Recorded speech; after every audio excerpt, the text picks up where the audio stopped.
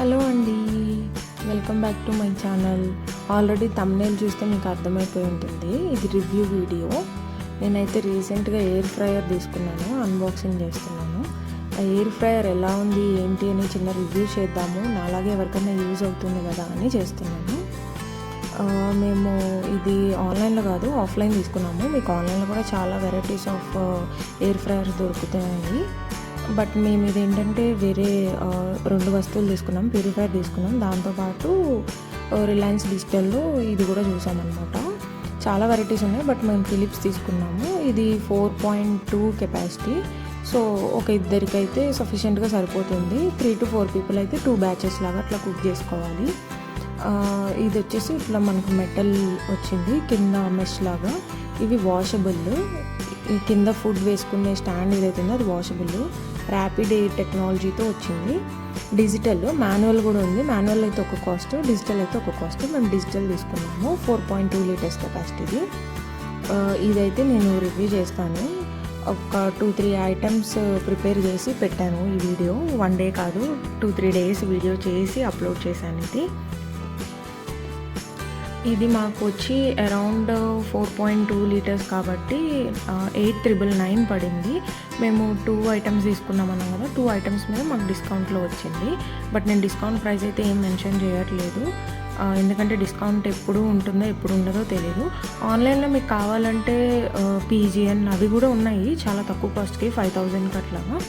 But electronic గూడ్స్లో Philips best అని Philips తీసుకున్నాను. And first time start చేస్తున్నాం కదా, కొంచెం స్వీట్ చేస్తే బాగుంటుంది అందులో అని మగ్ కేక్స్ ట్రై చేస్తున్నాను అనమాట. యాక్చువల్గా తీసుకున్న పర్పస్ అయితే ఇది కాదు, స్వీట్స్ బేకింగ్ వీటి కోసం కాదు.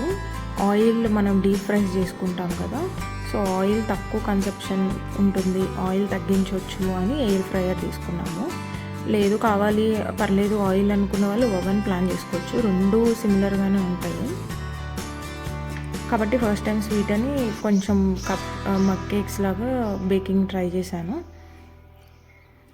మనం ఇట్లా ఏదైనా గ్రీస్ చేసేసుకుని కింద ట్రేలో పెట్టుకునేలాగైతే దాన్ని కూడా గ్రీస్ చేసుకోవాలి ఆయిల్ తోటి లైట్గా.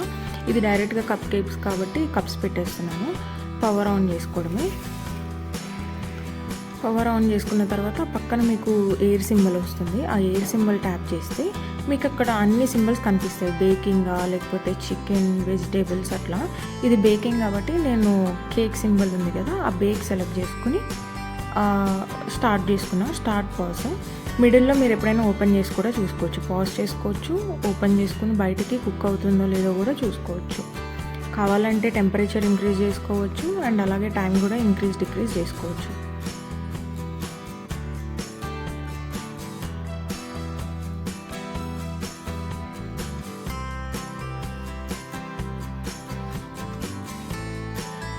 ఇది స్టార్ట్ అండ్ పాజ్ బటన్, మీరు అక్కడ ట్యాప్ చేసేసి ఓపెన్ చేసి చూసుకోవచ్చు మధ్యలో.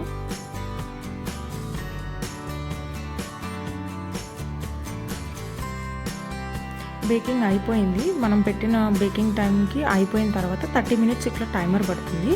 ఇది వామ్ అన్నట్టు, మీరు ఎలక్ట్రిక్ కుక్కర్లో రైస్ ప్రిపేర్ చేసుకున్నప్పుడు వామ్లోకి ఎట్లా వెళ్తుందో అట్లా ఇది వామ్ లాగా 30 మినిట్స్ వామ్ చూపిస్తుంది. మీకు ఇష్టం ఉంటే ఉంచుకోండి, లేదంటే వామ్లో ఉన్నప్పుడే మీరు స్టాప్ చేసి ఓపెన్ చేసుకోవచ్చు. మగ్ కేక్స్ అయితే ఇట్లా పర్ఫెక్ట్గా బేక్ అయినాయి. ఇది ఒక కేక్స్ బేకింగ్ సైడ్ అయితే ఓకే అని చెప్పొచ్చు రివ్యూ. అండ్ నేను next day potato fry plan చేశాను. పొటాటో ఫ్రై ఏమంటే మనం డైరెక్ట్గా బాగా క్రిస్పీగా ఫ్రై చేసుకోవాలంటే చాలా ఆయిల్ కన్సప్షన్ అనమాట. అట్లా కాకుండా నేను పొటాటోస్ లైట్గా సాల్ట్ అండ్ కారం వేసేసి కలిపి పొటాటోస్ కూడా బేక్లో పెట్టేశాను.